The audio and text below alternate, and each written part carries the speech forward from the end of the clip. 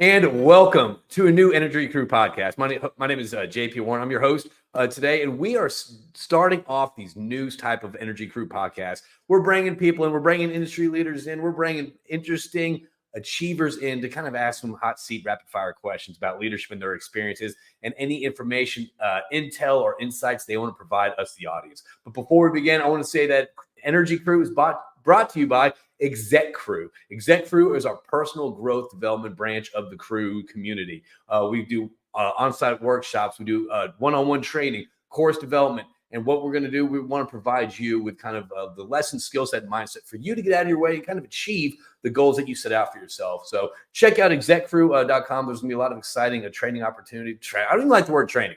Development opportunities or growth opportunities. We're not training anyone. We're not dogs out there. We're human beings. So we want to provide growth opportunities for you. I'm excited about today's guest. All right. I'm not even going to play a commercial. Just check out execcrew.com. And that's crew like Motley Crue, CRUE.com.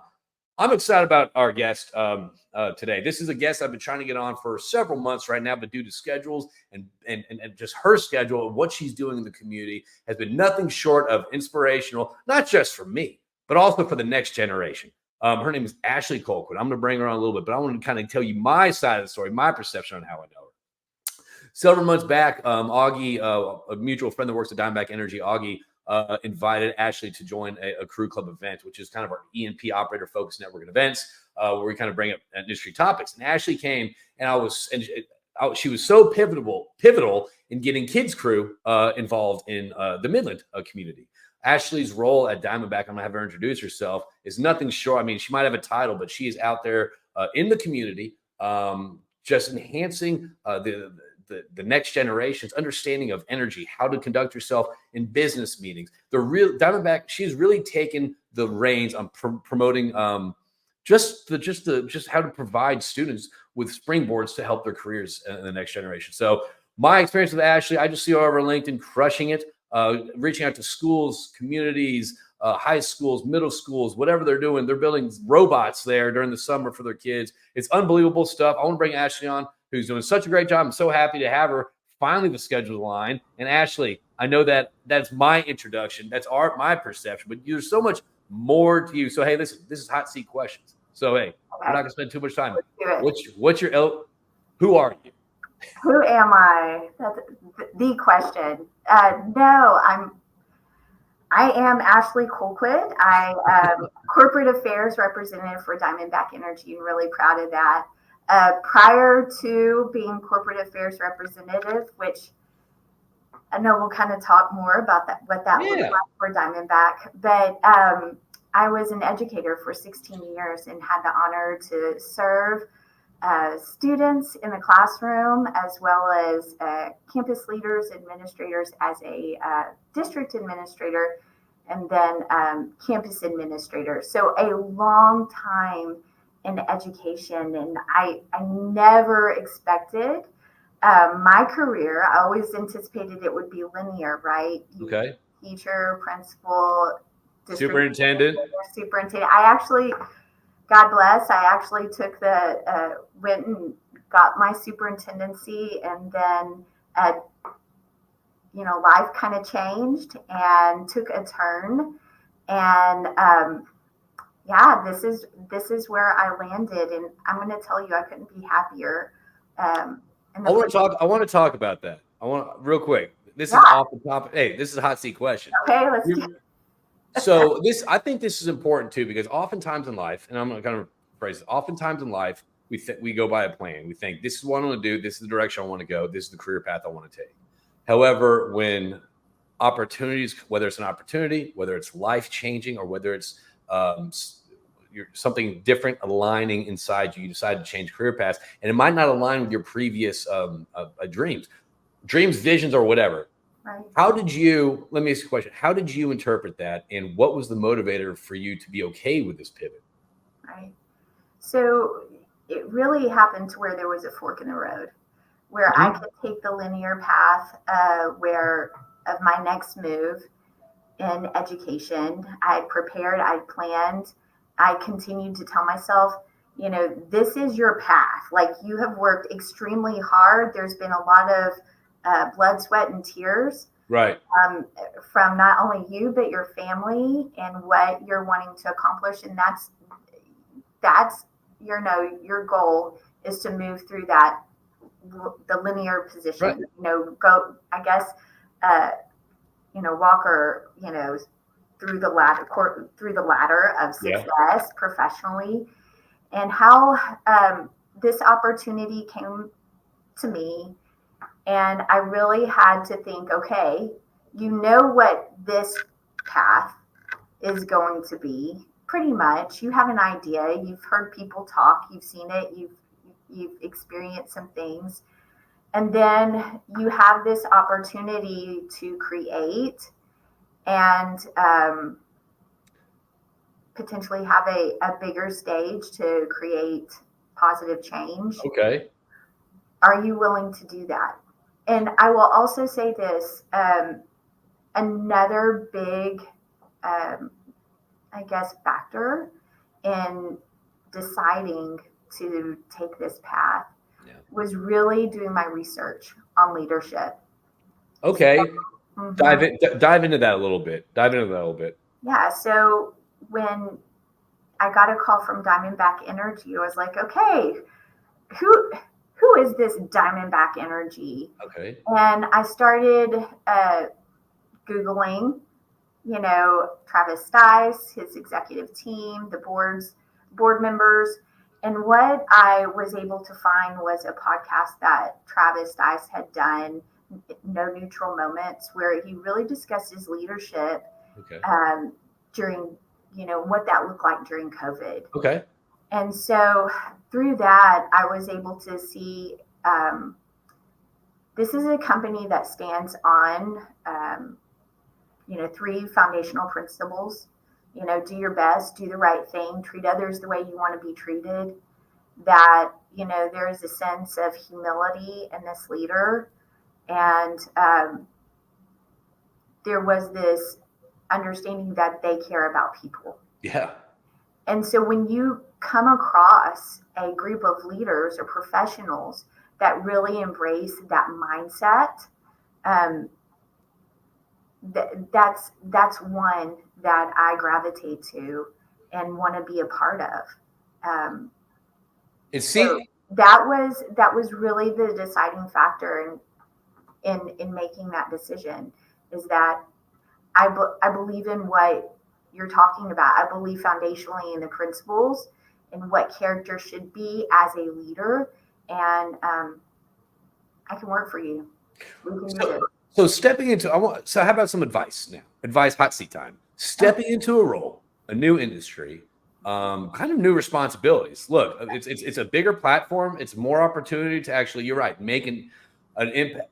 I'm not taking away anything from the educational system, but I'm saying this is a different opportunity. It's a different opportunity. Make an impact. Absolutely. What advice do you have to step in a role? Because listen, I've always known the Diamondback cares. I've always known the Diamondback steps out. However, I do see an increase in intensity once you got into your position. How does someone successfully step in a new role, whether it's a new company, new industry, whatever it is, and make such aggressive impact? And I say aggressive in a positive way, aggressive, positive impact in such a short time. You go out, you listen to people, you see what the gaps are. And I've heard you talk about this, JP, and it resonates with me. I've actually even have it posted. It's a Post-it. I have Post-its on my wall, but it says, be courageous enough to be uncomfortable. Oh, yeah. And another way to say that is be comfortable in being uncomfortable. We went over that yesterday with the workshop. Did you really? That is just, you've got to be able to, once you've identified the need. For example, I had a proposal. It was one of my first big proposals a year ago, a little over a year. And I was asking leadership in this company to be brave enough to do something that I don't know if they've ever done before. I don't know of another oil and gas company that's done this. Okay. Not to say that hasn't happened. But I had to be willing to take a chance, and you have to be willing to hear the no's. fortunately, for my team, they're willing to dream big with me, and they're always looking for a way to say yes. So awesome. So it sometimes works in your favor uh, when you learn, how to navigate that, and you just have to push. You just have to start, and then continue to move forward, knowing that you have a vision. So, what do you do? What do you do? Describe your current role in one sentence for everyone out there, if you had to. Oh God, what would you? I don't So, know.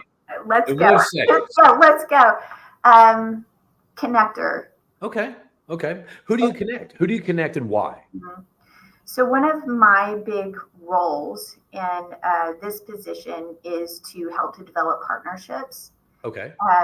develop those relationships out in the community, but also develop those partnerships. Essentially, in what we want is to create something bigger and to help support our community, invest in our community, and essentially for us, it's our future leaders, right? So Yeah. that's education and workforce for us are big priorities. So what do I do? A lot of project management, Okay. a lot of herding cats, Yeah. a lot of creating processes and protocols so that we can create these programs. And let me kind of give you an example of what we've done, because that Please do. sounds so far-fetched and in what I'm saying. So my first idea was bring in students from both high schools. So we have a legacy high and a Midland high. Okay. And once a week, maybe, and these are kids that have developmental disabilities. Okay. And so when we talk about workforce, what's a group that we potentially miss a lot of times? The development challenge? Yes. Yeah. And so a lot of times people that I think a lot of times. So development challenge. I mean, again, I'm sorry. Is this autistic people that are challenged with like maybe dyslexia a little bit? Yeah. So Okay. these are kids that may not necessarily gain or always have the opportunity Okay. to gain those work readiness skills, social skills that are needed when we talk about soft skills, working to develop those out, and really feel empowered that they can do something after high school that's beyond just sitting on a couch and collecting a check, that they have a lot to contribute. So how do we bring them in to our Diamondback family and help to empower them? So the power came from a cup of coffee. And we developed a partnership with a local coffee shop. Okay. Here, and it is now Scooters, who is phenomenal. And we get coffee and refreshments at cost. These kids come in, they stock the carts, they determine their roles, their responsibilities, they get everything ready, and then they go out to the various floors that we've scheduled for that day, and they engage with the employees. And that is so awesome. We have a cart that stays on the first floor in the lobby to welcome everyone that enters the Faskin Towers. And then we have another group that travels, and they walk from office to office, doors that are open, and ask if, that employee wants a cup of coffee and, or a breakfast item. So they're actually breaking the ice to engage in these conversations that normally it's pretty challenging and uncomfortable to do. Absolutely. And so what we've seen is it's not only significantly benefited these kids to have the confidence to speak, to use their voice, to know that even though they may, for instance, struggle with their fine motor skills, or have issues with speech, or feel socially awkward. One of our kids has a device where she communicates utilizing the device. Okay. And she works to greet our people that enter the Faskin Towers. Not only are they gaining something, what we have seen is that culture and climate has significantly changed, At Diamondback. and that our employees, we are constantly told, this is the best part of my week. I need them to come to my office. How does that, I mean, to have such an impact on just, listen, the company culture aside, first off, you can change a company culture. I mean, that's high ticket item right there. But the fact you're doing that is impressive. How does that feel for you on a personal level? I mean, just kind of the impact you have just for like these people, these challenging skills, and also just incorporating that again, changing the helping improve. Listen, I'm not saying Diamondback had a bad culture, but I'm just saying like obviously this is just icing on the cake. This is just additional goodwill, great culture addition, I assume. So how does it make you feel on a personal level, I guess, launching and implementing such an impactful program like this? I just always feel like I'm just a vessel, um, working to create positive change the best I can. It warms my heart to get the emails, that when an employee hears from one of our kids, hey, look, thank you so much. I am so proud to be, and they really do. They are part of our Diamondback family. So I'm so proud to be a Diamondbacker. And these employees are like, man, this is the best part to hear that we are providing purpose. But what these kids are doing really essentially are providing purpose for us. And so it has been amazing from this. We have 48 students that participated in this program this year. 48? They have had the opportunity. They've been recognized by the school board. They have presented in front of educational conferences. Oh yes. Wow. On podcast. And they just keep on going. So with that, we have actually we've partnered with Texas Workforce Solutions this summer. Okay. And created some internship positions for kids with developmental disabilities to where they can come in and they're working. So some of them are working in the building management. Okay. But then we have others that are actually, she's actually partnered with facilities engineering and corporate affairs, where she's doing data cleanup. She is working with spreadsheets. She's sending emails, handling expense reports, and they're getting paid. It's so purpose driven. I love that individual impact to these students. Yeah.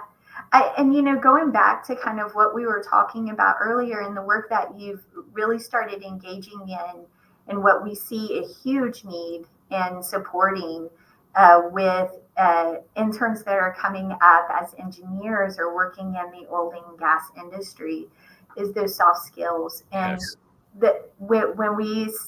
I think it was one time, our first time, I was like, okay, what did you learn from this experience talking to the kids? And, it was, we have to work as a team. Okay. We have to speak to one another. And then, what was the coolest thing that happened during your first experience? And the kids said, we got to do it all by ourselves. Okay. So, really feeling, for a population where independence, there is a ceiling that's placed on them. We're hoping through the small actions that we're taking that we're able to break some of those glass ceilings. Really I love that. I think when it comes to soft skills, the ability to communicate, it is becoming more crucial, but it's also becoming the importance of stuff like that. It's such an intangible thing, but it's such a tangible results. So whether it's having a cup of coffee and starting a program, or whether it's being introduced and getting having your career pivot, so that's what it is. I want to ask you. So you're doing so much impact. You're doing so much positive good. Just for the anyway. You're doing. What strategies could companies? Let's start at the company level because let's start with that. You can talk about individual. What strategies could companies take to kind of take a page out of y'all's playbook on starting these programs or reaching out to the communities or providing such great fundamentals and resources to the communities that we operate in? What strategy do you have that would be successful in this, I guess, getting to this, overcoming this challenge? Yeah, so I think a significance, or I'm probably going to list a few. Yeah. One is you've got to have a point person that's in the community and is truly listening to the needs of the community. So where do you? Okay, so I'm going to pause you right there. What does that mean? Where do you find that? Oh, yeah. You know, you gotta find that person that's gonna, you're gonna have to have that position, whether that's in corporate affairs or public relations. Okay. Where they're going out and they're truly understanding, what are the gaps? What are your needs? We know that, when we talk about investing in the community, investing in people, it's listening and allowing them to be heard. And then you've got to be able to create true partnerships and invite people at the table, to have a voice and to take ownership. The other part of that, with this leadership that I've experienced, and I've experienced types of leadership in my career. And I always think that leadership in a lot of ways can be universal. This team is always looking for innovation. So I think you have to have a let's think outside the box mindset. And then instead of being quick to say no, they're always saying, Ashley, we're looking for ways to be able to say yes. That's motivation. Yeah, it is. It is. And to have we have a think tank. We have those opportunities where we really take time to reflect and see, what does impact mean? I think as a company, when you're talking about investing in the community or where you operate, you need to look at, you really need to look at something that goes beyond just providing what we call the diamond dollar. What is a true presence? So that's time. Yep. That's resources. That may be funding, but it goes beyond just cutting a check. Yes, I love that. I think there's such a lot of places can cut checks to place. However, it's the impact, it's the influence that you have in the community you're cutting a check to. And regardless of how we, connect with other humans, it's all about human connection. It's about investing time. I know with, some of the things that you're doing and what I'm doing, it's about mentorship and it's about growing others, building their capacity. And you might be able to accomplish that with just cutting a check, but there's so much power in conversations. There's so much power in connections. I think if you cut a check, that's the tip of the iceberg. I think the good stuff, the juice, is in the 90% that's below the surface. That's the hands-on, the conversation, the communication, the guidance that you provide. When you're talking about community, so I'm looking at this list right here. All right, and don't go. Yes, people, I have a list in front of me. All right, just because there's so much to talk about. One of the questions I wanted to ask you was the impact to the community since you joined, and you listed 6. And I'm glad you put these things down because you only listed one thing just previously about the coffee. And what's the coffee shop again? Just for those that are out there in Midland. Yeah, so our program's called the Diamondback Rolling Baristas. Love that. Yeah. And where can people support this? Well, for us, it's going coming meeting us at the Baskin Towers There you Wednesday, go. Thursday. Kids will be there. So yeah. Reading buddies. Reading buddies. Mm-hmm. What's that all about? No. I'm asking. Like, Yeah. there's 6 things listed. I want you to go through each of these and real briefly touch on what you've done. Right. So we know literacy. The foundation of everything is literacy. So we decided to partner with one of our local elementaries. It's a Title I campus here, OKC. So Oklahoma City. They have also partnered with a Title I campus. I will say Title I. They're in that bracket. Close enough. There's a huge need. These schools have identified those struggling readers, and we go in and we work to help to build a safe space where these kids can enjoy reading and being read to. So it's really in just instilling that passion and how reading can be fun. What's cool about it is that we not only have employees that are English speakers, we also have employees that go to read that are Spanish speakers. So our bilingual or emergent students, where English is a second language, they go in and we're able to read in Spanish. This happens every other week for us. We go in, we read to these kiddos. I think that's so powerful, just because it's like, as a kid, you're trying to learn something new, whether it's reading, if you're struggling with reading, like it's so easy to get frustrated and just stop and just not want to pursue it, just because whether it's the internal dialogue you would have in yourself, like I can't get this like my classes are, or this is too hard. It's like I'm frustrated with myself, and it's real demoralizing. So the fact you're getting in there and kind of and providing that, like that's hats off. So moving down the list, robotics. Yeah. Talk to me. This is our second year to do this. We have partnered with Midland High School and their robotics team. Their leading robotics team, the Junkyard Dogs. Love it. And Corey Calloway is their teacher, their coach. We go in every Tuesday. We've partnered with a service company, the Wireless Group, and they bring in food, and we bring in our engineers and my happy little self, and we go into tutor. So we tutor math, upper level math, science. Okay. And we also have a group that is stationed in the back that works to problem solve, support with just robotics. And our team made it to state this year. Very excited. Was that the second year and you made it to state? Yeah, we're so proud.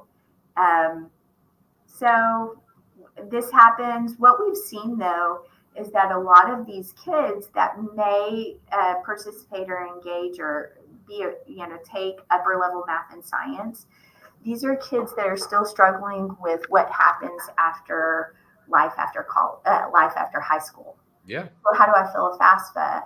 How do I, what's the significance of SAT, ACT? How do I fill out this form? How do I fill out these forms? What about financial aid? What am I supposed to do? These are all things that even though we come in and we really try to provide that content expertise, it is all about the relationships. So we're talking more to them about next steps because their families may not have the opportunity to really guide them in their next steps after high school. And this is where we can help and support in filling that need. A lot of these kids come from poverty. And so they're working to break a cycle of poverty by even dreaming that they could go to college. I think the power of dreaming, but also, just having that knowledge. You're talking about stuff that like, I don't even have like the answers. If someone came to me at 18 years old, what's the same? I don't even know that. So it doesn't matter where you're from. I think, learning this over the Pythagorean theorem sometimes might be beneficial to the next generation. So, all right. Hey, I'm moving down the list. Okay. Diamondback STEM Lab. Talk to me. Yes. So Diamondback STEM Lab, it is powered by a company called Cyclass. What we've done is we've taken anatomy and physiology we've partnered with Legacy High School. Okay. In this class A&P, we have created an opportunity where students access the curriculum through virtual reality. So even though we have a teacher that instructs, and she is well versed, she is an amazing A&P teacher. She also part of that content or that instruction is putting on the headset. Okay. And during that time, what's so cool about this VR program is that these students now have access to professors at various universities. So Berkeley, MIT, SMU, Ohio State. These professors go in and teach synchronous and asynchronous lessons. And through that, I mean, like, let's say a professor comes in and they're showing something in regards to the heart. These students are able to blow up the heart as big as the room, right? Virtual blow up the heart, not go out and murder. Yeah, no, don't do that. Don't blow up real hearts. Virtual hearts is okay. I mean, expand the image. Expand the image. To really experience what this looks like. In return, these professors provide data sets, live data. These students analyze that, report their findings, and submit their findings to the universities. So these students are engaged in research and development work at a collegiate level as a high school student. What we've also been able to do with this STEM lab is we're now able to make it a dual credit course to where now students are getting college credit for A&P. This is something that the district really struggled to get. Been trying to get this for 10 years. And through our technology and what we're doing with the STEM lab, they're now able to provide that to the community. We've also opened up at Young Women's Leadership Academy as the STEM lab, and we are offering not only A&P, but neuroscience as well. Okay.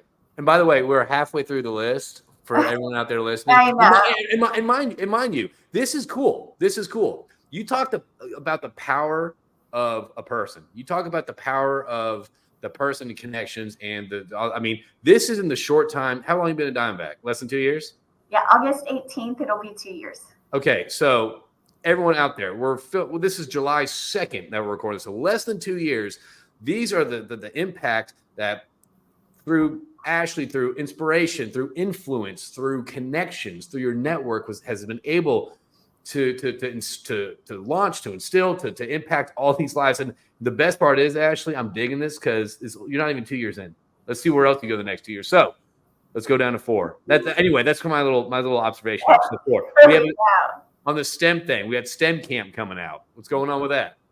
So I think with STEM camp, what's super cool about this, and we have we're looking to really grow this out, is that it is a STEM camp for students that are part of Opportunity Tribe. They are a 501c3 where they really work to mentor students that are at risk, identified as low socioeconomic, and really come in with trauma. Okay. Right.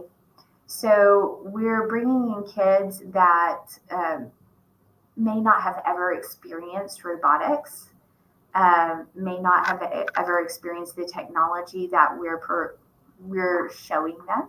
Yeah. And we're providing a safe space where they can explore, where they can engage, where they can problem solve. And we are, to do that, it is meant working with our volunteers, which are Diamondback employees, okay, to learn how to build relationships with kids that have experienced trauma. Wow. And so we have a group, Venture Robotics, that really helps us on the science STEM side.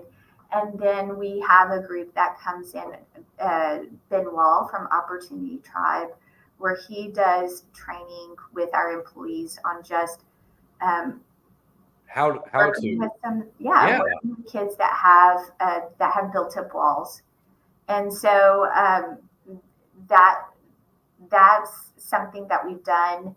This past year, we've created another component called our teacher facilitator component. We've hired teachers in the community to come in. They engaged in a 3D when we talk about professional growth. Okay. It was not just, hey, look, you go do our STEM camp and build that out. Yeah. It was really important that we build their capacity. And so they went through a professional development, intense 3 days. We paid them, which most teachers don't get paid for a professional development. I love that because you're showing the reality behind, hey, you put some work. I love that. Yeah. And, how do you apply the learning and put it into your classroom? So even though our space was small, we struggle with space. How do we impact more than the 70 kids that are showing up? Yes. And the way we do that is we make the connection with the teacher in the classroom.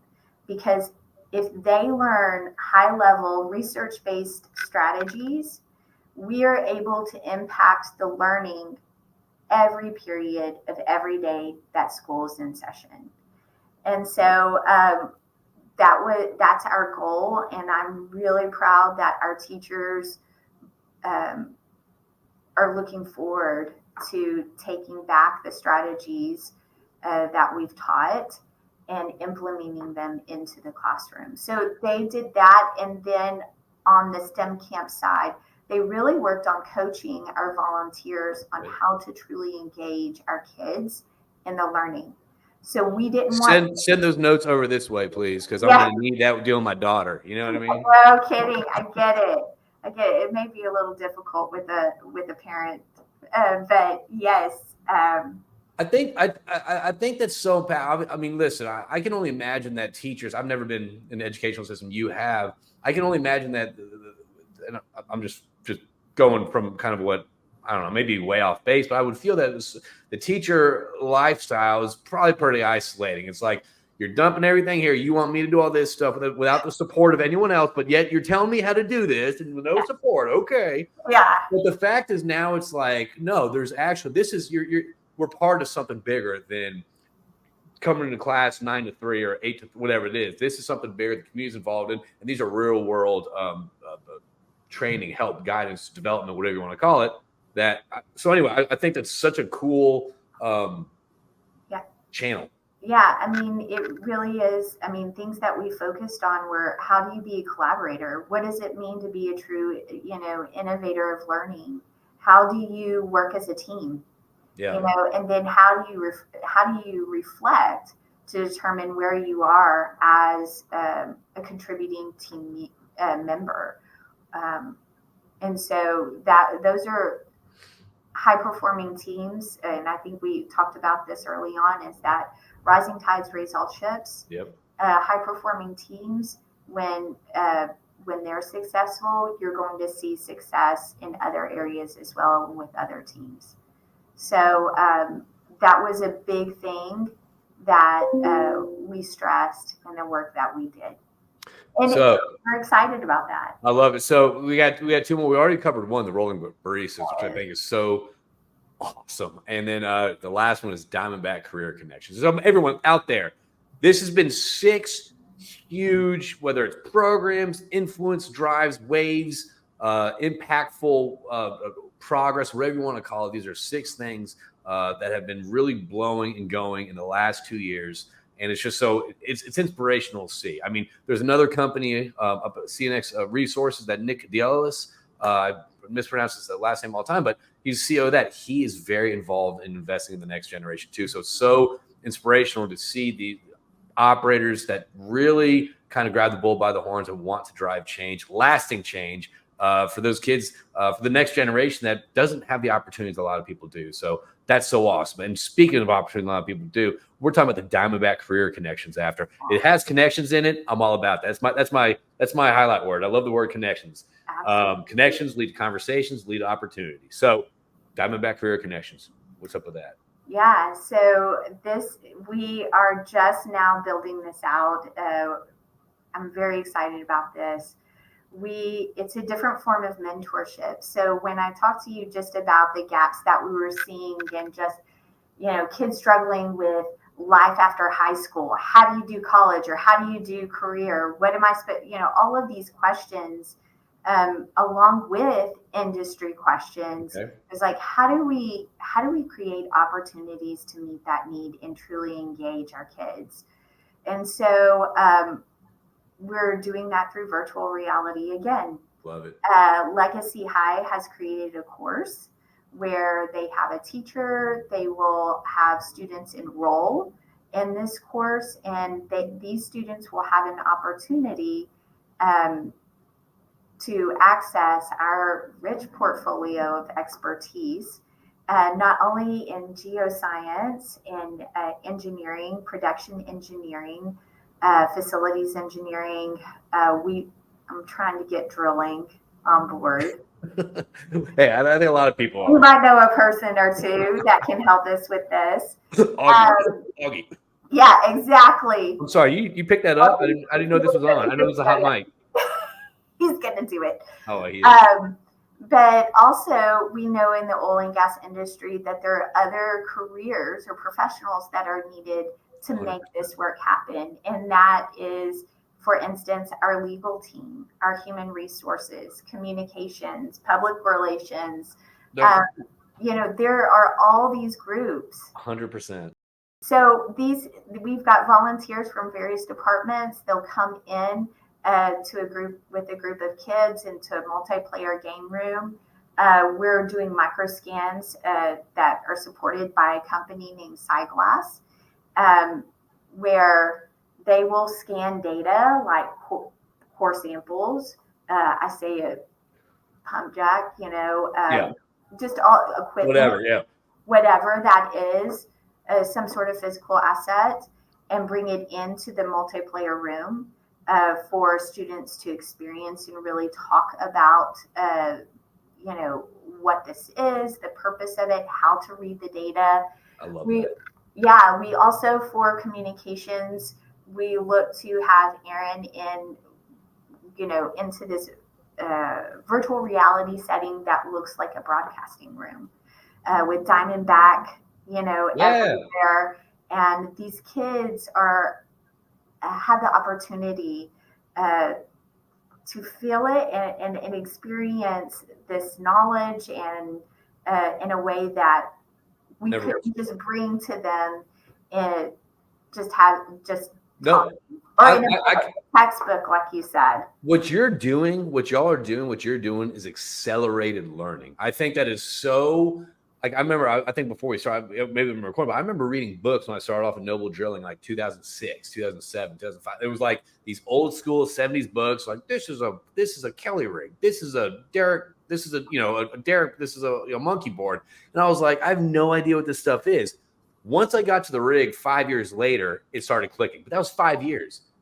Stepping into this, that is such it just propels learning a lot faster. But not only that, I can only imagine that kind of might spark some passion or dawn some interest in one of these students. Look, it's like, oh my gosh, this is a pump jack. That's what it does. That's so cool. I've only seen it do this. I didn't know it did this, and that might spur some sort of inspiration in them. So I think that's cool as hell.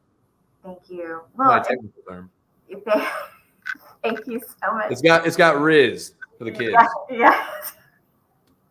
Well, we'll have to develop your own avatar and have you go in sometime. 100%. I got the medical. I'm in. I can do that from here. My daughter and I play VR all the time. So, all right, wrapping this up. We're coming up in 45 minutes. I want to hear Ashley's advice to either your younger self or to other people out there looking to, whether it's pivot careers or whether it's to provide impact. And listening to this, if I was listening to this, I'm trying to do small things here. And I'm thinking this is like what y'all are doing. It's like, for me, it's kind of like it's motivating, but it's also like I'm not even making a dent compared to what y'all are doing. What advice do you have out there for people that either want to pivot in their career or want to have an impact to people out there? Mm-hmm.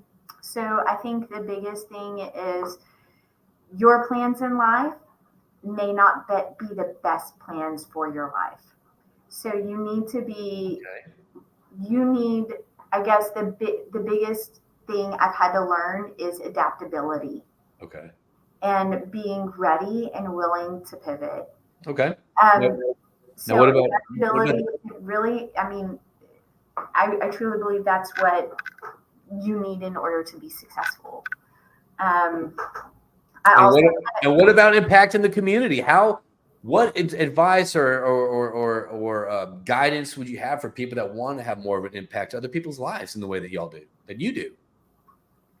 I think, It's it really is just being willing to be comfortable and being uncomfortable, and just going asking out for the there, help. putting yourself out there and saying, what do you think about this idea? You know what else I've learned too? They're asking for help. Not a lot of people ask for help anymore. It's like, we want to do this at this community. Can you help us out? I think the simple asking is lost. Ask for help and develop partnerships, which, a second thing I really think is important is that once you've established your vision, you find a mentor or you find multiple mentors. That's big. None of this work is done alone. It is not done by one person, but it is done by multiple people, which are needed to bring this vision into fruition. And so I am so grateful for our leadership, for their willingness to dream big. I have mentors there. I have mentors that have adopted me in philanthropy. But don't ever hesitate. If you've got a vision, if you've got a dream, if you've got a career path that you're passionate about, that you're wanting to pursue, find mentors, ask them to be your mentor, and then do not feel bad reaching out to them and asking them questions. Thank you. You're not bugging anybody. People, first off, like mentoring. Second off, people like talking about themselves and their experiences. Like they do. At the end of the day, Ashley, so they right. do. No, so right. I mean, there was an example. It's like somebody sent the invite out. So we have these intern EMP mixers, and someone sent it out to like 15 of their interns, and he was like, I didn't hear any response back. And when he approached them, he's like, hey, I sent you an invite. Like, da, da, da. They're like, oh, well, we didn't want to disturb you. He's like, disturb me? You should be disturbing me. It's like, ask me questions. How did I get here? What advice do you have? Like, that's what we're here for. So ask questions. So Ashley, how can people help out, and how can people, I guess, find you if you want to be found? LinkedIn is a good place, but how can people help, either support or kind of do what you're emulate this? Ask questions. So if someone reached out to you, hey, I see what you're doing there. I want to do the same thing in Oklahoma City. And you know what? We've got some amazing, people are doing amazing things everywhere. And so when we come together and we start talking about, okay, what are you doing? What are you doing? How are you doing that? That only improves our plans and helps us to grow. And we only grow, through and with one another. And so LinkedIn is great to reach out, my email, and then, if you want to participate, engage, comment on LinkedIn. We always appreciate that. We also always appreciate those likes. That's huge for us to know we're doing something. Spreads the word. Right. Yes, it spreads the word. It draws attention to it. And then let's just ask questions on how this might be a blueprint for what you're trying to do in your community. I love it. I feel like in this 49 minutes I've been talking to Ashley, she probably could have helped about 800 students in the local community. So I want to thank you for your time. Seriously, I think just from an observer, kind of outside looking in, being part of this industry, I see what y'all are doing. I see the impact. It's really, really cool to watch. It's inspirational because a lot of times industries, corporations, not just the energy space, oil and gas space, but a lot of times in different spaces, there's a lot of like, oh, lip service, oh, we should be doing more. We got to be, but the fact that y'all are actually doing something, not even something, the fact you're doing a lot of things and continue to do a lot of things is so impressive. It's so inspirational. So hats off to you for doing what you do. Hats off to the team. And thank you to Ashley's mentors for giving her the ability to say yes to the ideas. But anyway, Ashley, I'll see you next time in Midland. Thank you so much for your time, and I'm going to let you get back to driving the change that is needed in the community. So, anything else for us? Is that it? No, this has been an honor. Thank you for allowing me the opportunity to share. Well, thank you. So thank you, everyone out there, for tuning in to Energy Crew. Again, Ashley Colquitt with Diamondback Energy. Thank you for all that you do, and we'll see you soon on Energy Crew. Put your energy in the right direction. Help others out. Build, connect, and grow and learn from each other through constructive conversations. All right, y'all. We dig it, and we'll see y'all soon.